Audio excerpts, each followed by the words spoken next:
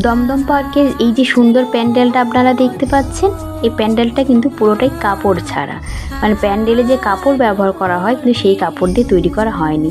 এগুলো কিন্তু পুরো খড়, হ্যাঁ, তারপরে কাঠ এবং বাঁশ দিয়ে ডেকোরেশন করা হয়েছে এবং তার মাঝে মাঝে আলো দিয়েই মানে ডেকোরেশন করা হয়েছে। দেখতে কিন্তু খুবই সুন্দর লাগে। দেখো এই যে গম্বুজের মতো যেটা তৈরি করা হয়েছে, এটাও কিন্তু খড়কে ছোট ছোট করে কেটে তৈরি করা হয়েছে। আর ওপরেগুলোতেও কিন্তু খড়কে লম্বা লম্বা করে দিয়ে ডেকোরেশন, মানে পুরোটাই খড়কে কীভাবে ব্যবহার করা যায় সেরকমভাবে ডেকোরেশন করা।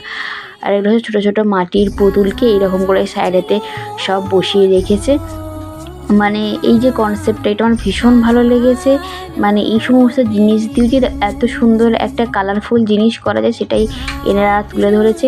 আর দেখো এখানে পুরো পুতুল নাচের থিম তুলে ধরেছে।